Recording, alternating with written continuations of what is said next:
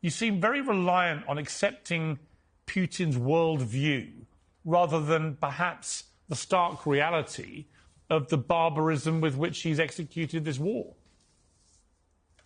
Yeah, maybe because I know too much about the United States, because the first war in Europe after World War II was the U.S. bombing of Belgrade for 78 days to change borders of a European state. The idea was to break Serbia, to create Kosovo as an enclave, and then to install Bondesteel, which is the largest NATO base in the Balkans, in the Southwest Balkans. So the U.S. started this under Clinton, that we will break the borders, we will illegally bomb another country. We didn't have any UN authority. This was a, quote, NATO mission to do that.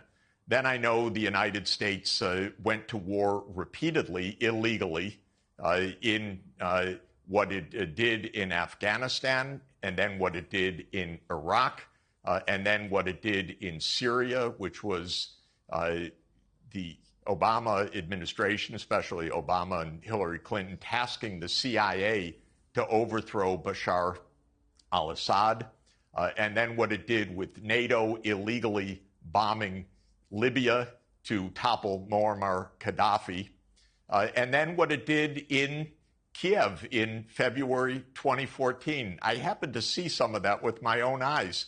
The U.S.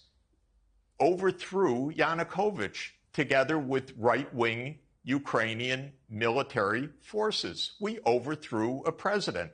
And what's interesting, by the way, is we overthrew Yanukovych the day after the European Union representatives had reached an agreement with Yanukovych to have early elections, a government of national unity, and a stand-down of both sides. That was agreed.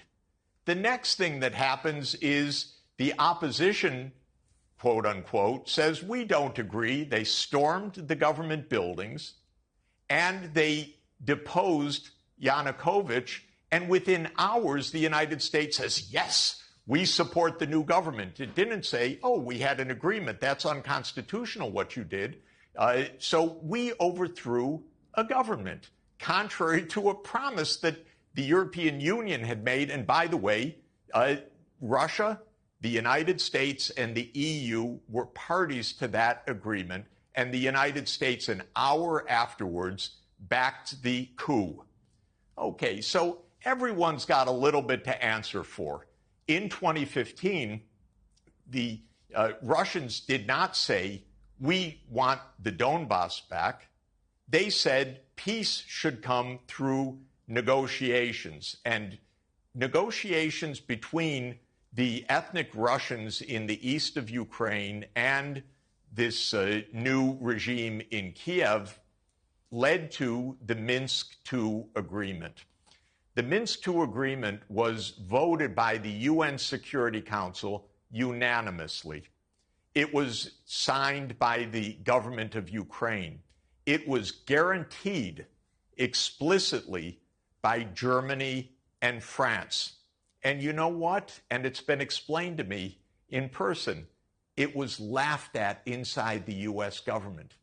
This is after the UN Security Council unanimously accepted it. The Ukrainians said, we don't want to give autonomy to the region. Oh, but that's part of the treaty. The U.S. told them, don't worry about it.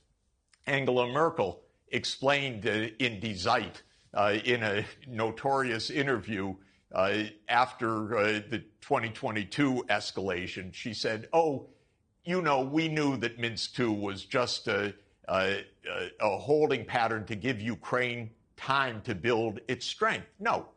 Minsk II was a UN Security Council unanimously adopted treaty that was supposed to end the war. So when it comes to who's trustworthy, who to believe, and so forth, I guess my problem, Piers, is I know the United States government. I know it very well.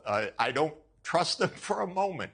I want these two sides actually to sit down in front of the whole world and say, these are the terms. Then the world can judge.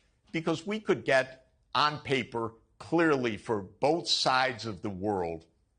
We're not going to overthrow governments anymore, the United States needs to say. We accept this agreement, the United States needs to say. Russia needs to say we're not stepping 1 foot farther than whatever the boundary is actually reached. And NATO's not going to enlarge. And let's put it for the whole world to see. You know, once in a while, treaties actually hold.